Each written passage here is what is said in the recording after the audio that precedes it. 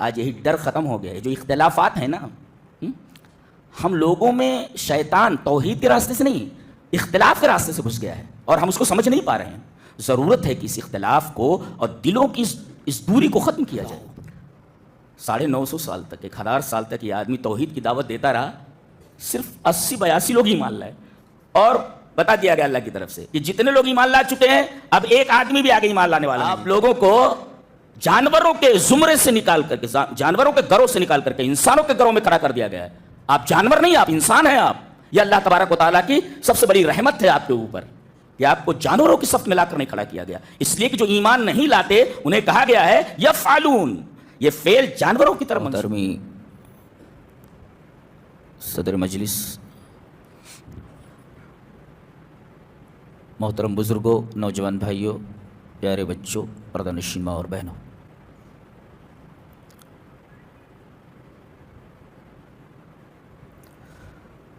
ہر آدمی کا ایک ہی مقصد ہے، ایک ہی تمنا اور ایک ہی آرزو ہے کہ مرنے کے بعد وہ جنت میں چلا جائے. بس قرآن حکیم نے اس بات کو بڑے خوبصورت پیرائے میں بیان کیا ہے.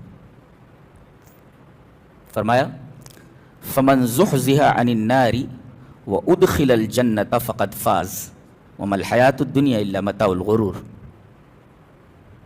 جو جہنم سے بچا لیا گیا اور جنت میں داخل کر دیا گیا، وادخل الجنہ فقد فاز، وہ کامیاب ہو. ہی بیکیم سکسیسفل، بس وہی کامیاب ہو. اور رہی ہے دنیا کی زندگی، وما الحیاۃ الدنیا الا متاع الغرور، دھوکے کی ٹٹی ہے، یہ دھوکے کا سامان ہے. ایک نکتہ بتاتا ہوں. ایک صاحب نے پوچھا کہ مجھے عورتوں کے پردے پر تقریر کرنی ہے تو کوئی نکتہ بیان کیجیے.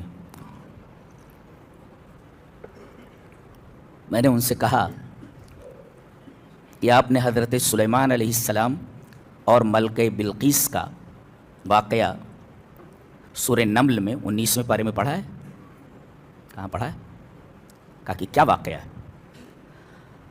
کہا کہ پہلے تو ان کا تخت منگایا گیا ملکہ کا، اور اس کے بعد ایک خصوصی محل میں انہیں داخل کیا جانے لگا.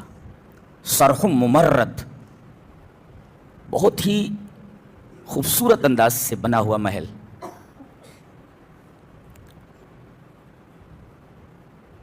ملکہ جب محل میں داخل ہونے لگی، اللہ نے فرمایا کہ فکشفت عن ساقیہا، فرش اتنا چکنا تھا کہ شہزادی کو لگا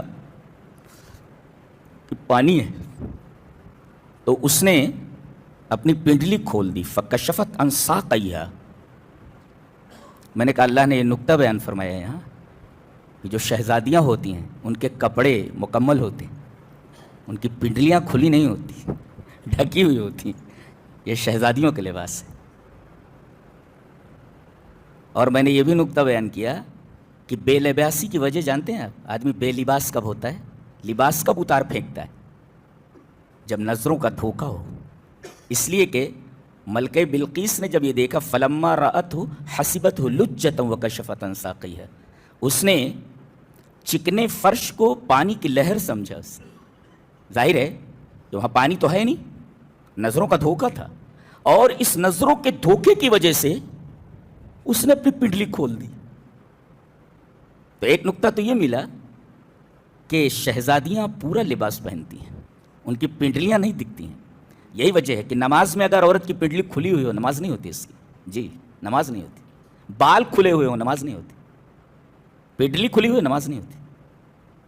تو شہزادیوں کا جو لباس ہوتا ہے وہ پورا لباس ہوتا ہے، پنڈلیاں ڈھکی ہوتی. کسی شاعر نے بڑا اچھا کہا ہے کہ کمی لباس کی تن پر عجیب لگتی ہے، کمی لباس کی تن پر عجیب لگتی ہے، امیر باپ کی بیٹی غریب لگتی ہے. یعنی باپ اسے کم لباس میں دیکھ کر کے بھی بے شرمی سے دیکھتا رہتا ہے، اسے شرم نہیں آتی تو شہزادیوں کا جو لباس ہوتا ہے وہ پورا لباس ہوتا ہے، اور عورت بے لباسی میں اس وقت مبتلا ہوتی ہے جب وہ نظروں کے دھوکے میں پھنس جائے۔ آج یورپ نے جو گندگی اور جو بے لباسی مسلم معاشرے میں پھیلائی ہے، اور مسلم معاشرے نے بلا سوچے سمجھے اس کو ایکسیپٹ کر لیا ہے، در حقیقت یہ دھوکہ ہی تو ہے۔ دھوکہ کیسا ہوتا ہے؟ ہم جب سڑک پر کار سے جا رہے ہوتے ہیں تو دور ایسا لگتا ہے جیسے سڑک کے اوپر پانی بہہ رہا ہو، ظاہر ہے کہ آپ جب قریب جائیں گے تو وہ پانی نہیں ہوگا، یہ نظروں کا دھوکہ ہے۔ اس نظروں کے دھوکے کی وجہ سے ہم سڑک کے اوپر ریت کو یا میدان میں ریت کو پانی سمجھ بیٹھتے ایسا۔ فلما رأته حسبته لجة وكشفت عن ساقيه۔ تو قرآن حکیم کے بولنے کا انداز بڑا پیارا ہے، بہت حسین انداز میں بولتا ہے۔ اس کے بولنے کو جو لیول ہے وہ بالکل عجیب و غریب لیول ہے، وہ اسے ہم جیسے قرآن حکیم کے برسوں کے طالب علم ہی سمجھ سکتے ہیں کہ کس مقام سے اور کس لیول سے بولتا ہے۔ ایک ہوتی ہے زبان، ایک ہوتی ہے قرآن کی زبان، ایک ہوتی ہے عربی زبان، ایک ہے قرآن کی زبان۔ ٹھیک ہے وہ بھی عربی زبان میں ہے، مگر اس کا جو لیول ہے بولنے کا وہ بہت ہی اونچا لیول ہے، ہائیسٹ لیول آف ٹاکنگ۔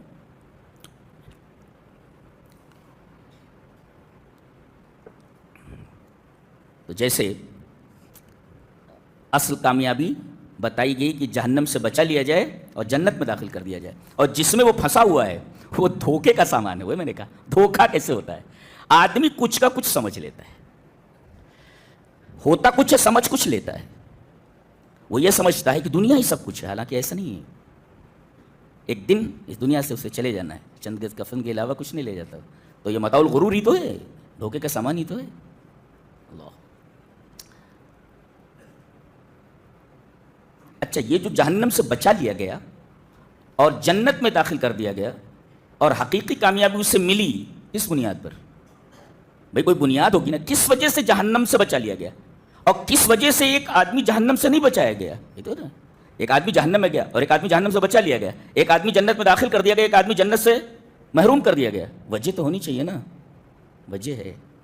اب ہم وہ تفصیل سے وجہ بتائیں گے۔ اگر یہ بات سمجھ میں آ گئی تو ہماری زندگی کا مقصد اور قرآن حکیم کے بتائے ہوئے مقاصد کا خلاصہ ہمارے سامنے آ جاتا ہے۔ خطبہ مسنونہ کے بعد جو میں نے آیت تلاوت کی ہے وہ وجہ بیان کرتی ہے، من عمل صالحا، یا اس آیت کے پہلے، اس آیت سے پہلے ایک اور آیت پڑھ لیتے ہیں، وَمَن يَعْمَلْ مِنَ الصَّالِحَاتِ وَهُوَ مُؤْمِنٌ فَأُولَٰئِكَ يَدْخُلُونَ الْجَنَّةَ وَلَا يُظْلَمُونَ نَقِيرًا۔ جو آدمی نیک عمل کرے گا ایمان کے ساتھ، فَأُولَٰئِكَ يَدْخُلُونَ الْجَنَّةَ، یہ جنت میں داخل ہوگا اور جہنم سے بچا لیا جائے گا۔ تو بنیاد کیا ہے؟ عمل۔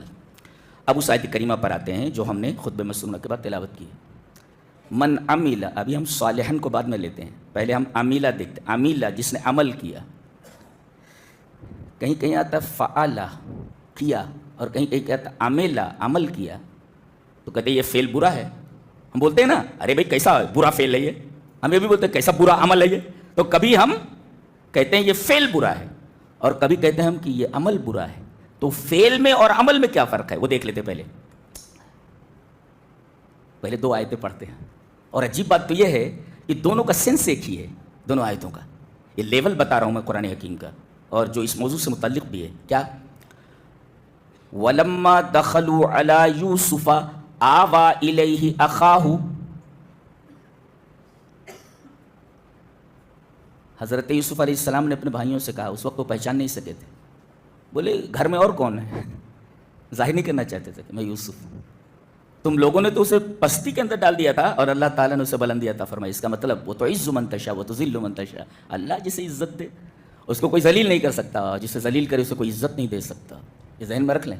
انہوں نے تو نیچے پھینک دیا تھا، کنویں کے اندر پھینک دیا تھا کہ مر جائے گا یہ، لیکن اللہ تبارک و تعالیٰ نے انہیں پستی سے نکال کر کے کس بلندی پر پہنچا دیا، کنویں کی تہ سے نکال کر بادشاہت کے تخت پر بٹھا دیا۔ اور یہ اللہ تعالیٰ کا قانون ہے کہ حکومت کسی کو دیتا ہے، اقتدار کسی کو دیتا ہے، کس لیے دیتا ہے؟ فَلْيَنظُرْ كَيْفَ يَعْمَلُونَ، وہ یہ دیکھنا چاہتا ہے کہ عمل کیسا کرتے ہیں۔ دیکھیں آپ، عمل کے اوپر فیصلہ ہوتا ہے جی۔ اگر عمل آپ کا غلط ہے تو آپ کا کان پکڑ کر کے تخت سے اتار کر کے فٹ پاتھ پر کھڑا کر دیا جاتا ہے، اور آپ کا عمل اگر اچھا ہے تو پھر آپ کو موقع دیا جاتا ہے کام کرنے کا۔ فَلْيَنظُرْ كَيْفَ تَعْمَلُونَ، یہ دیکھنے کے لیے کہ تم کام کیسا کرتے ہو. تو وہاں بھی عمل ہی ہے, دنیا کے اندر بھی ایسا ہی ہے. اگر آپ عمل کریں گے تو آپ کو اچھا بدلہ ملتا ہے یہاں بھی. تو یہ بادشاہت کے تخت پر بٹھا دیا جاتا ہے یہ دیکھنے کے لیے کہ عمل کیسا کرتے ہیں. خلاصہ عمل ہی ہے جی. لیکن عجیب بات ہے کہ فعل جو جانوروں کی طرف بھی منسوب ہوتا ہے اور جس کی نسبت انسانوں کی طرف بھی کی جاتی ہے, یہ کن کی طرف آئے؟ حضرت نوح علیہ السلام کی قوم کے لیے. ذرا دیکھ لیتے ہیں. وَأُوحِيَ إِلَىٰ نُوحٍ أَنَّهُ لَن يُؤْمِنَ مِن قَوْمِكَ إِلَّا مَن قَدْ آمَنَ فَلَا تَبْتَئِسْ بِمَا كَانُوا يَفْعَلُونَ. بے نہیں بھائی سنس ہے. دیکھیں وہاں بما كانوا يعملون ہے اور یہاں بما كانوا يفعلون ہے. نوح کی طرف وہی کی گئی کہ جتنے لوگ تیری قوم کے ایمان لا چکے ہیں بس اتنے ہی ایمان لائیں گے. اب آگے ایک آدمی بھی ایمان لانے والا نہیں ہے. اللہ 950 سال تک 1000 سال تک یہ آدمی توحید کی دعوت دیتا رہا, صرف 80-82 لوگ ایمان لائے اور بتا دیا گیا اللہ کی طرف سے کہ جتنے لوگ ایمان لا چکے ہیں اب ایک آدمی بھی آگے ایمان لانے والا نہیں ہے. وَأُوحِيَ إِلَىٰ نُوحٍ أَنَّهُ لَن يُؤْمِنَ إِلَّا مَن قَدْ آمَنَ. جتنے لوگ ایمان لا چکے ہیں بس اتنے ہی, اب آگے کوئی ایمان لانے والا نہیں ہے. دلاسا دیا جا رہا ہے. وہاں حضرت یوسف نے اپنے بھائی بنیامین کو دلاسا دیتے ہوئے کیا کہا؟ فَلَا تَبْتَئِسْ بِمَا كَانُوا يَعْمَلُونَ. عمل کی نسبت ان کے بھائیوں کی طرف. یہاں نوح علیہ السلام کی قوم کی طرف نسبت کرتے ہوئے فعل لایا گیا, عمل نہیں لایا گیا. فَلَا تَبْتَئِسْ بِمَا كَانُوا يَفْعَلُونَ. فعل کی نسبت جانوروں کی طرف کی جاتی ہے. گویا اگر آدمی ایمان اور عمل صالح سے محروم ہو جائے تو اس کا شمار انسانوں میں نہیں ہوتا, جانوروں میں ہوتا ہے. جی جی بہت خوش نصیب ہیں آپ لوگ کہ آپ لوگوں کو جانوروں کے زمرے سے نکال کر کے, جانوروں کے گروہ سے نکال کر کے انسانوں کے گروہ میں کھڑا کر دیا گیا ہے. آپ جانور نہیں, آپ انسان ہیں. آپ یہ اللہ تبارک و تعالیٰ کی سب سے بڑی رحمت ہے آپ کے اوپر. یہ آپ کو جانوروں کی صف میں لا کر نہیں کھڑا کیا گیا, اس لیے کہ جو ایمان نہیں لاتے انہیں کہا گیا ہے یفعلون. یہ فعل جانوروں کی طرف منسوب کیا جاتا ہے. وہاں دیکھو عمل ہے اور سینس وہی ہے. فلا تبتئس بما كانوا يعملون اور فلا تبتئس بما كانوا يفعلون. کم سے کم انہوں نے ایک گناہ کیا تھا لیکن مومن تھے, وہ بھائی سب ایمان والے تھے, کافر نہیں تھے. وہ یوسف علیہ السلام کے جو بھائی تھے ان سے خطا ہوئی تھی, یوسف کے ساتھ انہوں نے غلط سلوک کیا تھا لیکن ایمان والے تھے, نبی کے بیٹے ہیں وہ لوگ. لیکن یہ لوگ انہوں نے ایمان ہی قبول نہیں کیا, لہذا وہاں یعملون کہا گیا, عمل کو انسانوں کی طرف منسوب کیا گیا. اور یہاں سینس وہی ہے, فلا تبتئس بما كانوا يفعلون. فعل کو منسوب کیا گیا ہے ان لوگوں کی طرف, نوح کی قوم کے ان لوگوں کی طرف جو ایمان نہیں لائے. یعنی جو ایمان نہ لائے اور عمل صالح نہ کرے اس کا شمار انسانوں میں نہیں کیا جاتا, وہ جانور ہے, جانوروں کی صف میں. یہ قرآن حکیم کا لیول ہے بولنے کا. دیکھیں سینس ایک ہی ہے نا. فلا تب دیکھ لیجیے پورا, فلا تبتئس بما كانوا يعملون فلا تبتئس بما كانوا يفعلون. فرق ہونا چاہیے نا دونوں میں. فرق سمجھ میں آیا نا؟ تو یہ فعل اور عمل میں فرق سمجھ میں آیا. یہاں کیا ہے؟ من عمل. عمل کس کو بولتے ہیں؟ عمل کہتے ہیں کہ عمل الشیء باستمرار, کنٹینیوسلی, مسلسل کسی چیز کو کرنے کو عمل بولتے ہیں. اس کا مطلب ہے ایک مرتبہ نماز پڑھنے سے کام نہیں چلے گا, وہ عمل نہیں ہے. ایک مرتبہ قرآن حکیم آپ پڑھ لیں تو وہ عمل نہیں ہے, وہ فعل ہے, وہ عمل نہیں ہے. وہ عمل کرنے کے لیے کہا گیا. ومن عمل, فعل نہیں کہا گیا ہے.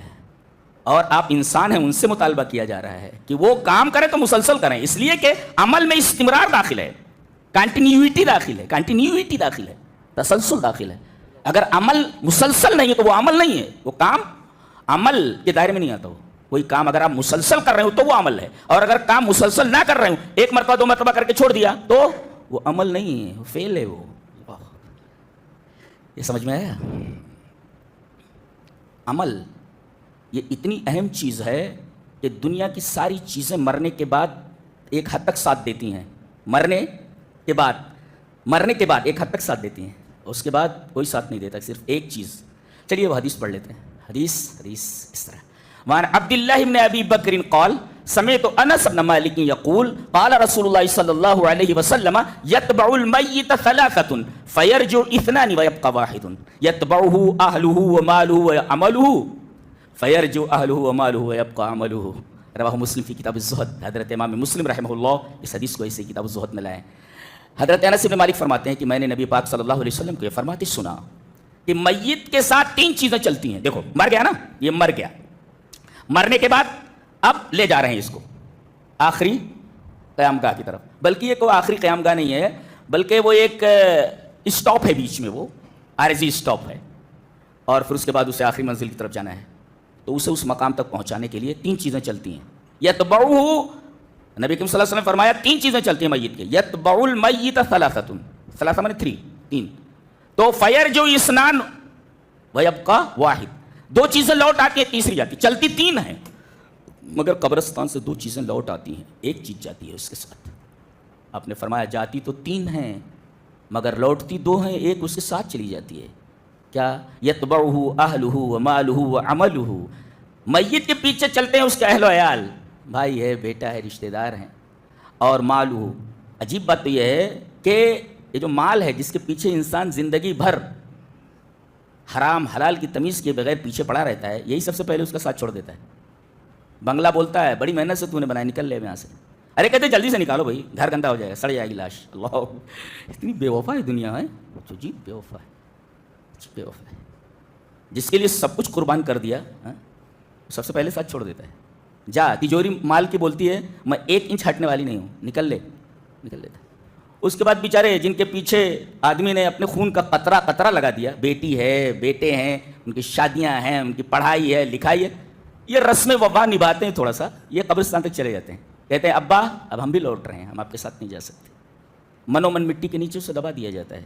اب وہاں اس کا عمل آ جاتا ہے. سب لوگ ساتھ چھوڑ چکے نا، جس چیز پر تو نے دھیان نہیں دیا تھا، جو اصل تھا وہ میں ہوں، وہ تیرے ساتھ ہوں، گھبرا نہیں. اگر نیک عمل کر کے گیا ہے پھر وہ روشنی ہے آپ کے لیے. قبر سب کچھ ہے، کسی بنگلے سے خوبصورت ہے جی، کسی بنگلے سے خوبصورت ہے. اللہ، تو 2 چیزیں لوٹ آئیں اور آخری چیز گئی عمل. تو یہ جانے والی ہے، تو اللہ فرما رہا وہ کرو نا، من عمل، عمل کرو نا. اس آدمی نے عمل کیا جو ساتھ جانے والا ہے. ساری چیزیں تو چھوڑ کر کے آ جا رہی ہیں، واپس آ جا رہی ہیں، ایک چیز جا رہی ہے نا، وَيَبْقَى وَاحِدٌ وَيَبْقَى عَمَلُهُ، اس کا عمل اس کے ساتھ جا رہا ہے. یہ عمل کی اہمیت ہے جو جا رہا ہے. تو 2 چیزیں معلوم ہوئی، عمل اور فعل کے درمیان فرق معلوم ہوا. اور عمل یہ آگے تک جاتا ہے، جنت تک جاتا ہے آپ کے ساتھ، آپ کا ساتھ نہیں چھوڑتا. جہنم تک جاتا ہے، آپ کا ساتھ نہیں چھوڑتا. اگر آپ نے برا عمل کیا ہے تو یہ وہاں تک جاتا ہے. یہ تو عمل اور فعل کے درمیان فرق اور عمل کی اہمیت معلوم ہے کہ وہی جاتا ہے. اچھا، آپ کے کام آنے والا عمل کون سا ہے؟ صالح. عمل کے اندر صالحیت اگر نہیں ہے تو آپ کا یہ عمل آپ کے کوئی کام آنے والا نہیں ہے. آپ کتنا ہی عمل کر ڈالیں اگر صالح نہیں ہے، اس وجہ سے کہا گیا ومن عمل صالحا. عمل کیسا ہونا؟ صالح ہونا. یہ ایک اور قید ہے آگے، صالح ہونا. یہ صالح کیا ہوتا ہے؟ یہ صالح ایک ایسی چیز ہے کہ ہر نبی نے دعا کی ہے.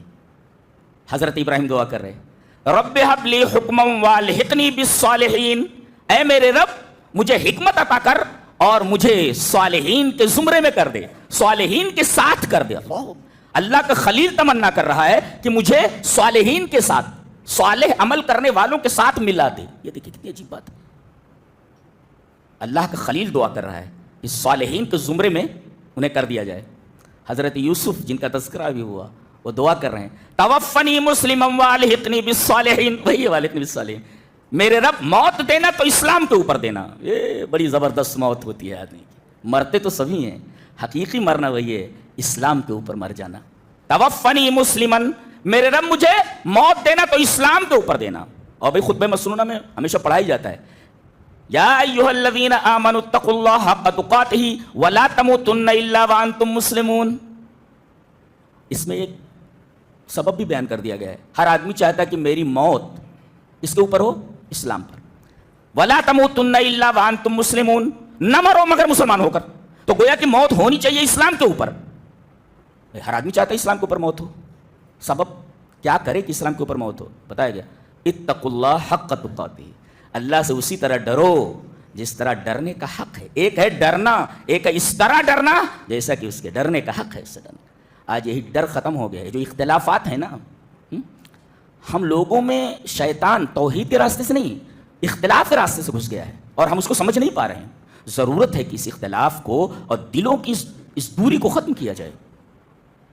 جانتے ہیں کتنی بڑی چیز ہے؟ مشہور حدیث ہے وہ کہ نبی کریم صلی اللہ علیہ وسلم نے ارشاد فرمایا کیا میں تمہیں ایک ایسا عمل نہ بتا دوں جو نماز یعنی نفل نماز سے بہتر ہے، صدقے سے بہتر ہے، روزوں سے، نفلی روزوں سے افضل ہے. کہا کہ اللہ کے رسول ضرور بیان فرمائیے. کہا کہ اصلاح ذات البین، اگر لوگوں کے درمیان دلوں میں دوریاں پیدا ہو گئی ہوں ان کو کوشش کرو، اپنا کام کرو ان کو.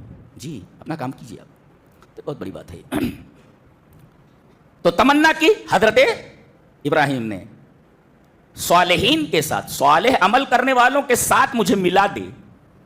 حضرت یوسف دعا کر رہے ہیں توفنی مسلما والحقنی بالصالحین، اس کا مطلب صالحین، صالح عمل کرنے والے بہت بڑے لوگ ہوتے ہیں، بہت بڑے لوگ ہوتے ہیں۔ اگر ابراہیم خلیل اللہ دعا کر رہے ہیں کہ ان کے زمرے میں انہیں شامل کر لیا جائے، اس کا مطلب صالحیت بہت بڑی چیز ہے نا جی۔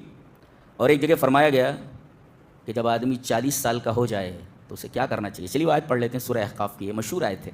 وَوَصَّيْنَا الْإِنسَانَ بِوَالِدَيْهِ إِحْسَانًا حَمَلَتْهُ أُمُّهُ كُرْهًا وَوَضَعَتْهُ كُرْهًا وَحَمْلُهُ وَفِصَالُهُ 30 شهرًا حَتَّى إِذَا بَلَغَ أَشُدَّهُ وَبَلَغَ 40 سَنَةً، 40 کا مطلب ہوتا ہے 40، سنہ مانے سال، 40 سال کا ہو جائے۔ پہلے یہ کہا گیا ہم نے حکم دیا ہے انسانوں کو کہ اپنے والدین کے ساتھ حسن سلوک کریں، باپ کے ساتھ، ماں کے ساتھ۔ پہلے والدین کہا گیا، ماں باپ، دیکھو قرآن حکیم کا انداز کس لیول سے بات کرتا ہے، دیکھو غور سے دیکھو۔ وَوَصَّيْنَا الْإِنسَانَ یہ نہیں کہ ہم نے حکم دیا، ہم نے وصیت کی ہے، اور وصیت جو ہوتی ہے نا پوری کی جاتی ہے، وصیت کو پوری کرنا ضروری ہے جی۔ اور اللہ وصیت کر رہا ہے، اللہ کی وصیت کو تو بردرجہ اولا پورا کرنا چاہیے۔ تو ہم نے وصیت کی کس کو؟ انسانوں کو۔ کیا وصیت کی؟ وَوَصَّيْنَا الْإِنسَانَ بِوَالِدَيْهِ إِحْسَانًا، اپنے والدین کے ساتھ حسن سلوک کریں۔ والدین آ گیا، ماں باپ دونوں۔ اب آگے جو بیان ہے صرف ماں کا ہے۔ حملت، میری مائیں اور بہن سن نہیں ہے، دیکھو، حملتہ امہ کرہا ووضعتہ کرہا، 3 مرتبہ، 3 درجات باپ سے بلند ہے ماں کے، اور تینوں وجہیں بیان کی گئی ہیں۔ ایک تو وہ تھک تھک کر 9 مہینہ پیٹ میں رکھتی ہے، اور دوسرے پیدا ہونے کے بعد وہ دودھ پلاتی ہے اس کو، اور پھر وضع حمل کے وقت جو تکلیف برداشت کرتا ہے۔ باپ یہ تینوں کام نہیں کرتا، لہذا فطری طور پر ماں کا درجہ بلند۔ اچھا ایک نقطہ یہاں یاد رکھو،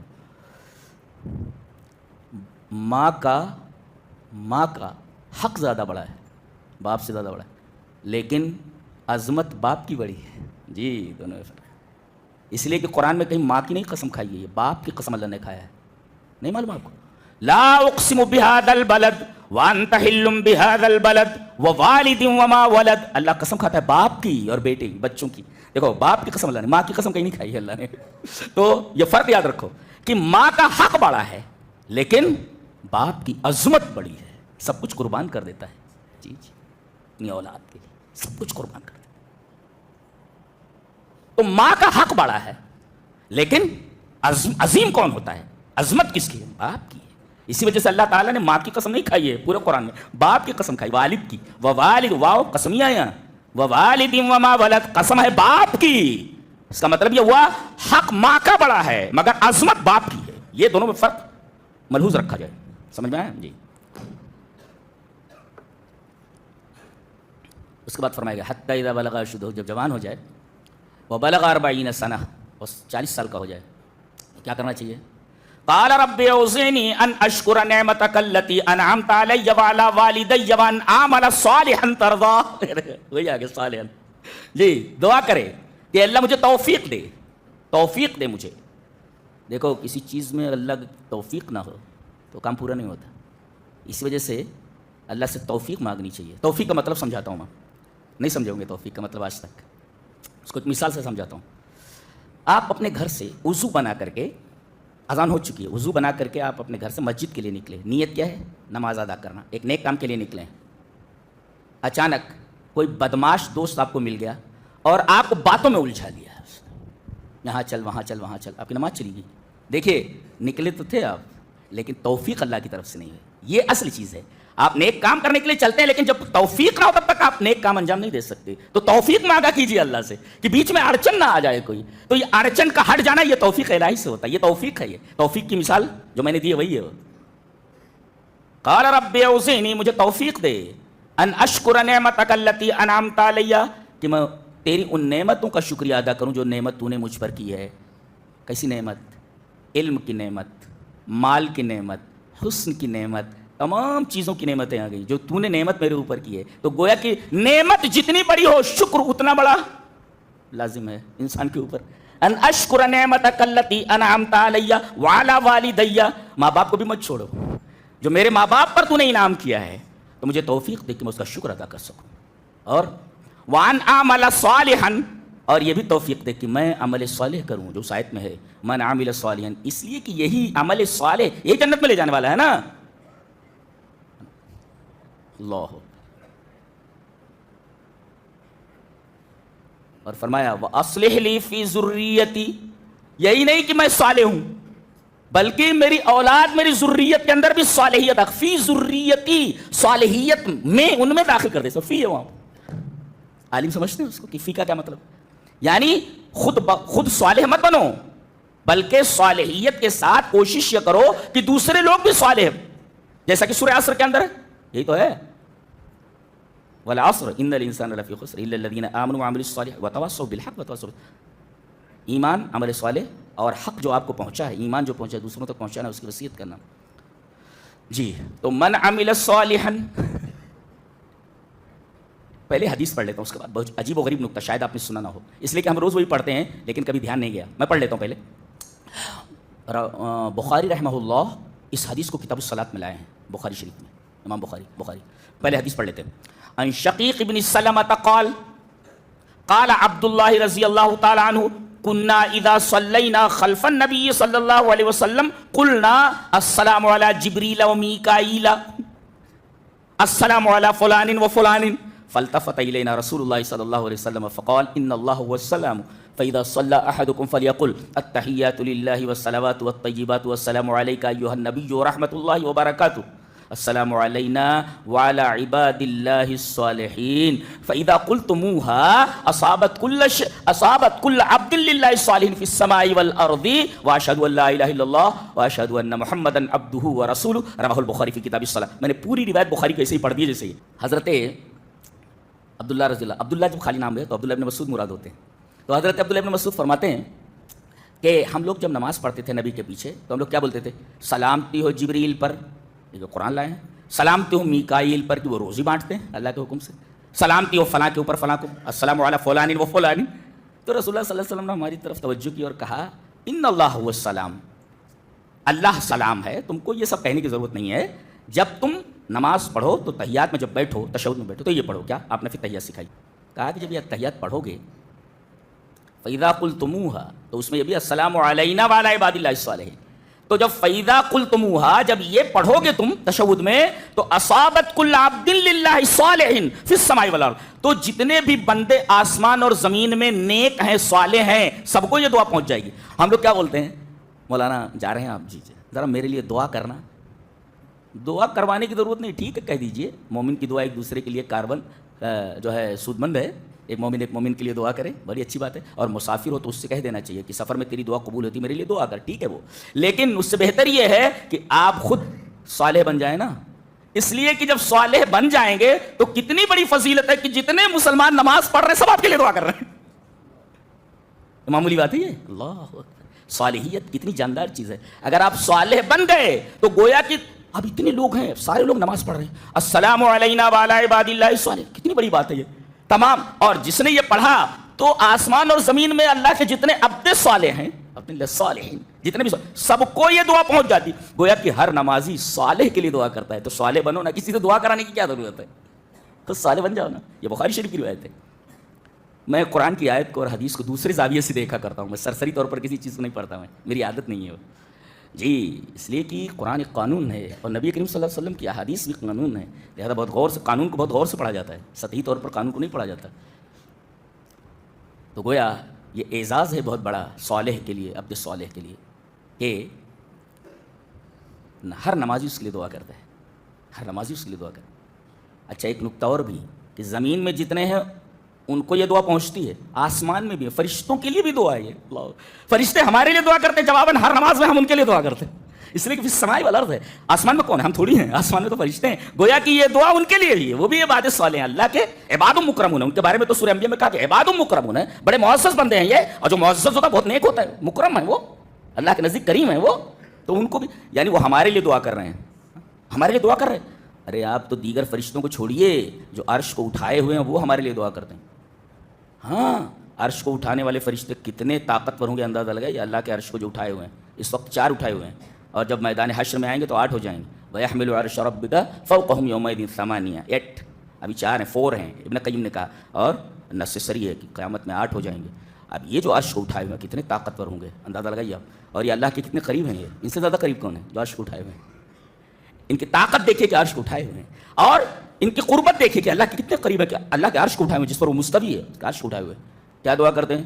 الذین یحملون العرش ومن حولہ یسبحون بحمد ربہم ویؤمنون اور ایمان وَيَسْتَغْفِرُونَ لِلَّذِينَ آمَنُوا, ایمان والوں کے لیے اور توبہ کرنے والوں کے لیے یہ استغفار کی دعا کرتے ہیں کہ اللہ ان کے گناہوں کو معاف کر دے.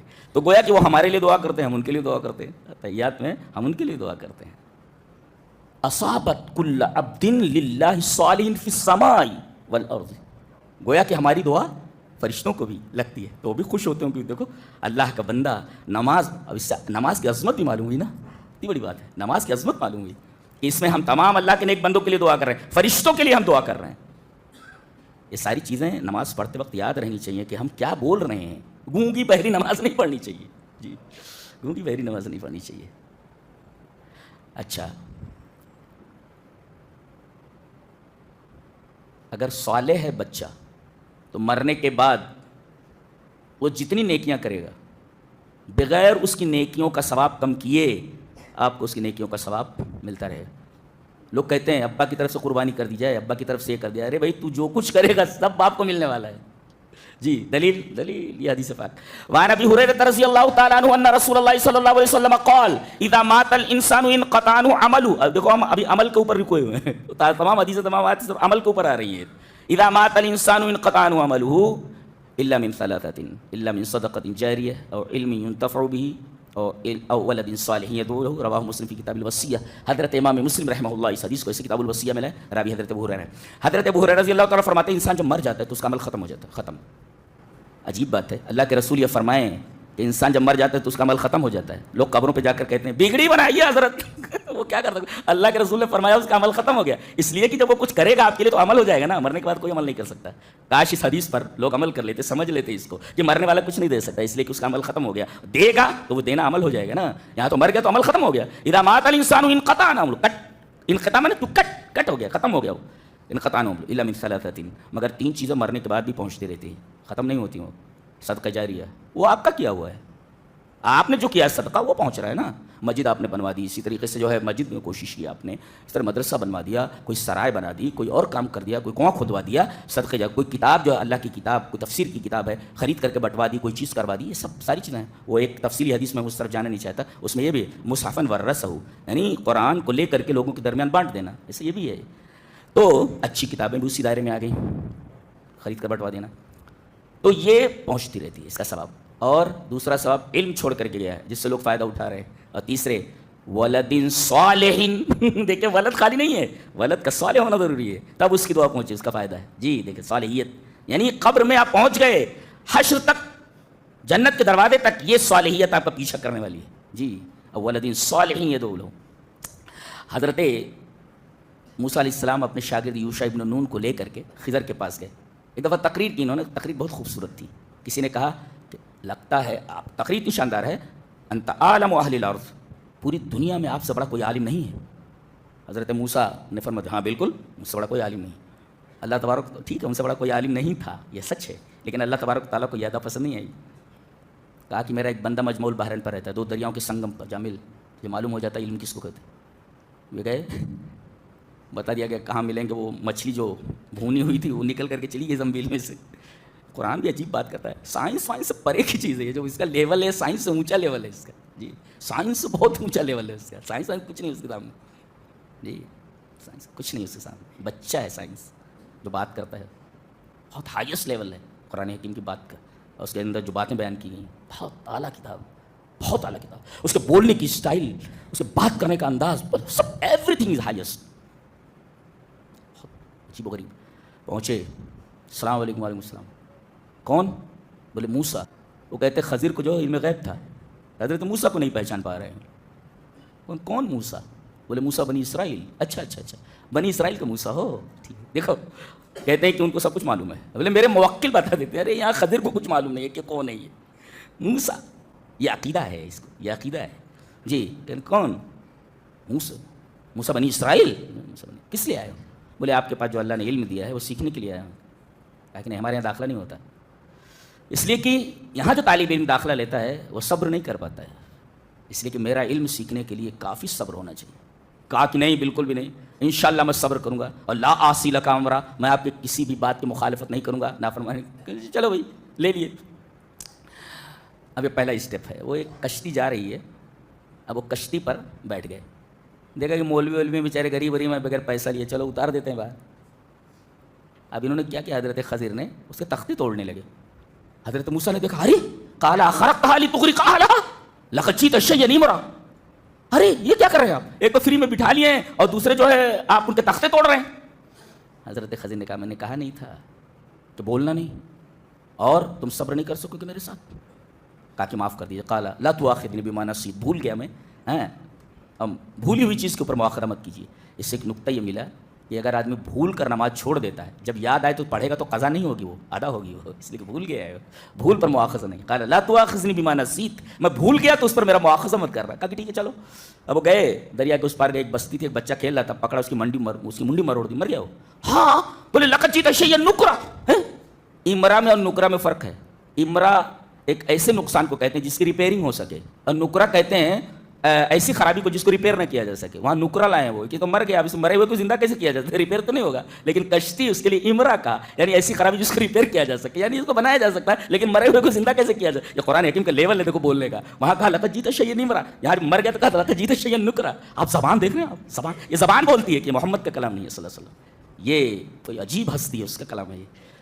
قال الم اقل لك انك لن تستطيع معي الصبر، پھر بول پڑے میں بولا نہیں تو صبر نہیں کر پاؤ گے. کہا کہ ٹھیک ہے اب کے اگر میں بولا تو پھر ہٹا دیجیے گا. قال هذا فراق بيني وبينك. اب گئے، اب ایک بستی میں پہنچے، کھانا مانگے. اتنے بخیل تھے گاؤں والے، اس سے پتہ چلتا ہے کوئی مسافر گاؤں میں پہنچے تو پورے گاؤں والوں کے اوپر یہ فرض بن جاتا ہے کہ اس کو کھانا کھلائیں. وہ اپنی سبیل ہے، زکوٰۃ سے بھی پیسہ دیں اس کو اگر پریشان ہے تو. جی اب گئے، کھانا مانگا تو کہا فاستطعما، دونوں نے کھانا مانگا. کہتے ہیں حضرت خضر علیہ السلام فرشتے تھے، فرشتے کھانا نہیں کھاتے ہیں، اس کا مطلب یہ فرشتے نہیں تھے. جی اور یہ جنوں کا بھی کھانا نہیں ہے، اس کا مطلب یہ دونوں انسان تھے. فاستطعما، دونوں نے کھانا مانگا، یہ نہیں کہ موسیٰ نے کھانا مانگا، دونوں نے کھانا مانگا، اس کا مطلب دونوں انسان ہیں. اور میرا رجحان اسی طرف ہے کہ حضرت خضر انسان تھے، اور اللہ تبارک تعالیٰ نے انہیں عجیب و غریب علم عطا فرمایا تھا. رات بھر بھوکے پڑے رہے. صبح جب جانے لگے بستی میں سے تو دیکھا کہ ایک گھر ہے، اس کی دیوار گرا چاہتی ہے. ایک دیوار ہے، وال از ریڈی ٹو کولیپس، گرنے والی ہے وہ. حضرت خضر کے جو اللہ نے خدا جو طاقت دی تھی انہیں لگایا بازو، سیدھا کھڑا کر دیا اور آگے بڑھ گئے. تو غصے میں تو تھے، جلالی پیغمبر ہیں، انبیاء بنی اسرائیل کا سب سے معزز پیغمبر ہے، سب سے بڑا عالم ہے. اسی وجہ سے اللہ کے رسول بار بار یہ کہتے ہیں اگر موسیٰ بھی آج آ جائیں مجھے چھوڑ کر ان کی اتباع کرو گے تو گمراہ ہو جاؤ. کیوں موسیٰ کا حوالہ کیوں بار بار، عیسیٰ کا کیوں نہیں، کسی اور نبی کا کیوں نہیں؟ اس لیے کہ انبیاء بنی اسرائیل کا سب سے بڑا نبی ہے اور بہت بڑا عالم ہے. اللہ نے اس کو سونٹا دیا تھا ڈنڈا قوموں کو سدھارنے کے لیے.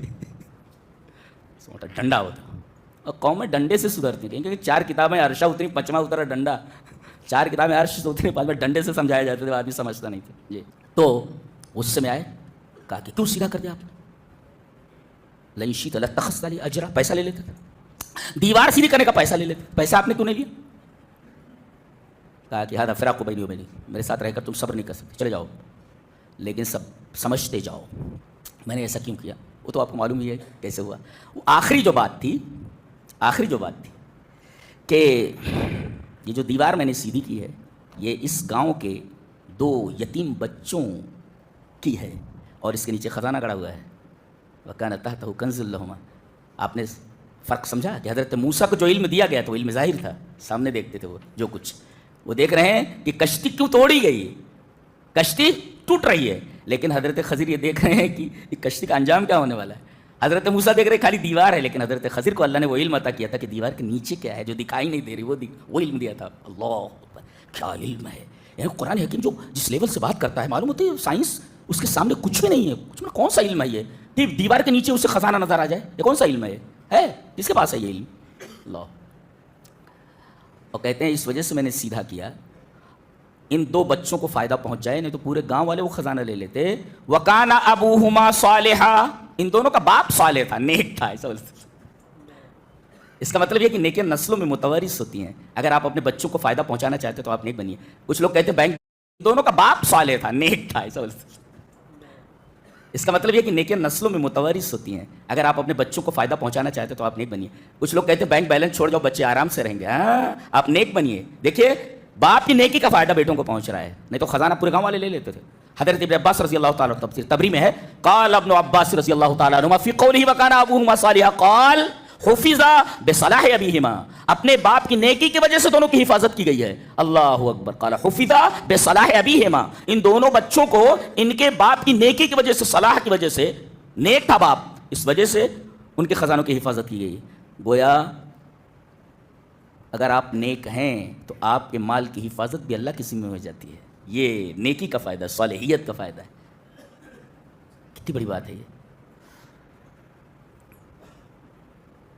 ومن عمل صالحا, ابھی ہم صالحا پر تھے. صالح کس کو کہتے ہیں؟ اللہ. اب صالح کا مطلب سمجھ لیں کہ صالح کب ہوتا ہے عمل. ہم کوئی بھی عمل کریں صالح کب ہوتا ہے. محاسن التاویل للقاسمی, بہت بڑی اچھی تفسیر ہے. انہوں نے لکھا کہ العمل الصالح هو العمل التابع لکتاب اللہ وسنت رسولہ وهو ثابت علی ایمانہ علی الموت. کہتے ہیں کہ عمل صالح کب ہوتا ہے؟ جب وہ عمل کتاب اور سنت کے مطابق ہو. اگر آپ کوئی ایسا عمل کر رہے ہیں جو رسول کی سنت کے مطابق نہیں ہے, وہ عمل صالح نہیں ہے. اور اپنے ایمان پر ثابت ہو. اگر آپ کے پاس ایمان نہیں ہے تو عمل صالح نہیں ہوگا, اور مرنے تک وہ ایمان پر قائم ہو, تب جا کر کے اس کا عمل صالح ہوگا. اس لیے کہ اگر مرنے سے پہلے ہی اگر وہ مرتد ہو گیا تو اس کے سارے اعمال ضائع ہو جاتے ہیں. گویا کہ زندگی بھر ایمان والا رہے, اور مرے تو ایمان کے اوپر مرے نا. اگر ایمان سے پہلے وہ مرتد ہو جاتا تو اس کی ساری نیکیاں ضائع ہو گئیں. ایک بھی نیکی اللہ کے یہاں قبول نہیں. تو موت بھی ایمان پر آنی چاہیے. دیکھیں ایک آدمی ایک عمل کرتا ہے زندگی بھر سے. چلیے وہ حدیث پڑھ لیتے. وعن ابی ہریرہ رضی اللہ تعالیٰ عنہ عن النبی صلی اللہ علیہ وسلم قال ان الرجل لیصلی 60 سنة وما تقبل له صلاة لعله يتم الركوع ولا يتم السجود ويتم السجود ولا يتم الركوع. رواه المنذری فی کتاب الترغیب والترہیب. ان کی جو حدیث کی کتاب ہے ترغیب و ترہیب, اس میں یہ حدیث لائیں, اور علامہ البانی نے اس حدیث کو صحیح کہا ہے. تو حضرت ابو ہریرہ فرماتے ہیں ایک آدمی 60 سال تک نماز پڑھتا ہے. ان الرجل لیصلی 60 سنة, کتنے سال نماز پڑھی ہے؟ 60 سال, 60 ایئرس, 60 سال پڑھی. وما تقبل له صلاۃ, نکرہ تحت النفی ہے, ایک بھی نماز قبول نہیں ہوئی. وما نافیہ ہے اور صلاۃ نکرہ. وما تقبل له صلاۃ, ایک بھی نماز قبول نہیں ہوئی. وہ اللہ پوچھ رہا ہے کہ نماز پڑھی؟ ہاں پڑھی. کتنے سال؟ اللہ کو معلوم ہے 60 سال. تیری اس میں تو ایک بھی نماز نہیں ہے, ایک بھی نماز نہیں. کیوں؟ اس لیے کہ نبی نے رکوع کا جو طریقہ بتایا ہے, سجدے کا جو طریقہ بتایا ہے, وہ طریقہ نہیں. ٹھونگے مار رہا ہے, وہ کوے کی ٹھونگ مار رہا ہے. وہ رکوع اور سجدے کا حال یہ ہے, رکوع نہیں کر رہا ہے صحیح سے, سجدے نہیں کر رہا ہے. 60 سال کی نماز کے اوپر پانی پھیر دیا گیا, القت کر دیا گیا اس کو. اللہ دیکھ رہے ہیں آپ.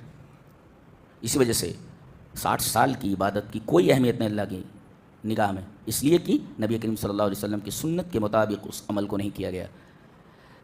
چلیے ایک حدیث اور دیکھ لیتے ہیں. عن ابی قلابۃ حدثنا ابو سلیمان مالک بن الحویرث قال صلوا كما رأيتموني أصلي فإذا حضرت الصلاة فليؤذن لكم أحدكم وليؤمكم أكبركم. رواه البيهقي في السنن الكبرى في كتاب الصلاة. امام بيهقي رحمہ اللہ اس حدیث کو سنن کبریٰ میں لائے ہیں, بيهقي میں ہے کہ نبی کریم صلی اللہ علیہ وسلم نے ارشاد فرمایا. مالک بن الحویرث اس روایت کے راوی ہیں. آپ نے فرمایا کہ قال لنا رسول اللہ صلی اللہ علیہ وسلم, ہم سب صحابہ سے نبی کریم صلی اللہ علیہ وسلم نے فرمایا صلوا كما رأيتموني أصلي, جی میں جس طرح نماز پڑھتا ہوں تم اس طرح نماز پڑھو. اب دیکھیں من عمل صالحا, جس آدمی نے نیک عمل کیا. نیک عمل کب ہوتا بتایا گیا کہ کتاب و سنت کے مطابق ہو, ایمان کی حالت میں ہو, اور ایمان پر ہی موت ہوئی ہو. 4 چیزیں ہونی چاہیے. سنت کے مطابق, اللہ کی کتاب کے مطابق, ایمان والا ہو, اور ایمان ہی پر اس کی موت ہوئی ہو. یہ 4 چیزیں یاد رکھیے. یہ 4 چیزیں اگر پائی جاتی ہیں تو آپ کا عمل صالح ہے, ورنہ نہیں. تو ابھی ہم نے من عمل صالحا پر بحث کی ہے. من ذکرن او انثی, یہ عمل صالح جو کرنا ہے یہ صرف مرد کو کرنا ہے نہیں, بلکہ کہا گیا ذکرن او انثی. امام ابن عاشور نے تحریر و تنویر میں لکھا, جو ان کی تفسیر کی کتاب ہے, ان احکام الاسلام یستوی فیہما الذکور والاناث. جتنے بھی احکام اسلامیہ ہیں اس میں عورت اور مرد سب برابر ہیں. جس طرح مرد پر نماز فرض ہے اسی طرح عورت پر بھی فرض ہے. جس طرح روزے مردوں پر فرض ہیں عورتوں پر بھی فرض ہیں. تو احکام اسلام جس طرح مردوں پر فرض ہیں عورتوں پر بھی فرض ہے. من ذکرن او انثی, اس لیے کہ دونوں کو جنت اور جہنم میں جانا ہے. جی دونوں کے لیے جنت اور جہنم بنی ہے, صرف مردوں کے لیے نہیں ہے, عورتوں کے لیے بھی ہے. جنت جس طرح مردوں کے لیے عورتوں کے لیے, جہنم جس طرح مردوں کے لیے اسی طرح عورتوں کے لیے. تو ان احکام الاسلام یستوی فیہا الذکور والاناث, مرد عورت دونوں احکام اسلامی میں برابر ہیں. ٹھیک ہے, تو مرد عورت دونوں کو کرنا ہے. نیک عمل. اچھا اس میں ذکرین پہلے لائے گا. میں کہتا ہوں قرآن کے ساتھ لیول سے بولتا ہے. ذکرین پہلے لائے گا انسا بعد میں, پہلے مرد بعد میں عورت کا تذکرہ ہے. اس کا مطلب عورت کو اللہ تبارک و تعالیٰ نے محکوم بنایا ہے, عورت حاکم ہے. اس لیے کہ فوج کا ایک جرنل ہوتا ہے, اگر وہ نہ ہو تو اٹرینڈم لڑکی ماری جائے گی.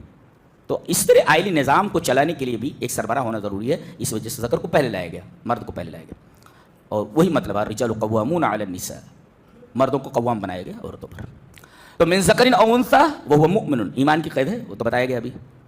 اگر کرے تو نیک عمل, اللہ تعالیٰ نے فرمایا فلنحینہ حیات طیبہ. اس میں ایک نکتہ بڑا عجیب سا ہے, ہم دیں گے نہیں, ایسا ترجمہ لوگ کرتے ہیں. اگر کوئی عورت یا مرد نیک عمل کرے تو ہم اس کو حیات طیبہ دیں گے. دیں گے کہاں ترجمہ ہوتا ہے؟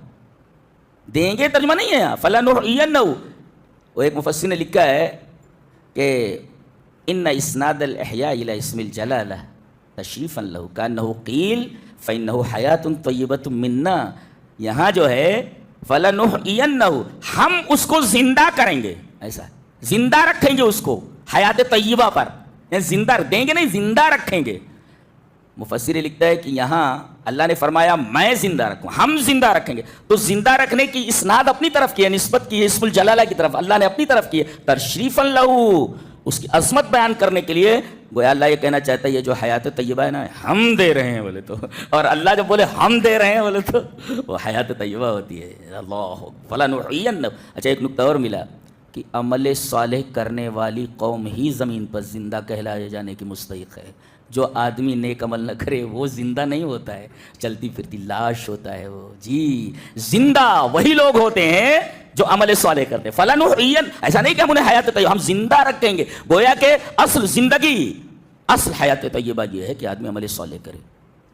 اچھا جی, حیاک اللہ حیاک اللہ. تو یہ جو احیاء جو ہے اس کی اسناد اللہ نے اپنی طرف کی ہے. ہم زندہ رکھیں گے بولے تو ہم زندہ رکھیں گے, یعنی اللہ جب بولے ہم زندہ رکھیں گے تو ایک بات ہی معلوم. اور دوسرے عمل صالح کے نتیجے میں وہ احیاء ہے. اس کا مطلب جو نیک عمل کرے گا وہی زندہ کہلائے جانے کے مستحق ہے. آج مر چکے ہیں لوگ, مسلمان مر چکے ہیں, کہتے ہیں ہم کو جلا دیا جا رہا ہے. ارے بھائی لاشوں کے ساتھ کیا کیا جاتا ہے؟ جلایا تو جاتا ہے لاشوں کو, دفن کر دیا جاتا ہے. مر چکے ہیں, عمل صالح نہیں ہے ہماری زندگی میں, نیک عمل. اس لیے کہ کوئی بتایا جاتا ہے حدیث یہ, ارے بھائی ہمارا امام ایسا بولتا ہے وغیرہ وغیرہ, یہ ساری چیزیں موجود ہیں ہمارے یہاں. من عمل صالحا من ذکر او انثی وهو مؤمن فلنحینہ حیاتا طیبہ. حیاتا طیبہ کا کیا مطلب ہے؟ اللہ بنگلہ دے دے گا, کار دے دے گا, دسیوں دکان دے دے گا, آپ بیٹھے رہیں خالی کھاتے رہیں, یہ حیات طیبہ کا مطلب ہے؟ نہیں. چلیے حدیث دیکھ لیتے ہیں حیات طیبہ کا کیا مطلب ہے. حدیث اس طرح, وعن عبداللہ بن عامر بن العاص رضی اللہ تعالیٰ عنہ ان رسول اللہ صلی اللہ علیہ وسلم قال قد افلح من اسلم. اسلم بھائی کا نام آ گیا اس میں حدیث میں. قد افلح من اسلم ورزق کفافا وقنعه اللہ بما آتاہ, رواہ مسلم فی کتاب الزکات. حضرت امام مسلم رحمہ اللہ اس حدیث کو ایسے کتاب الزکات.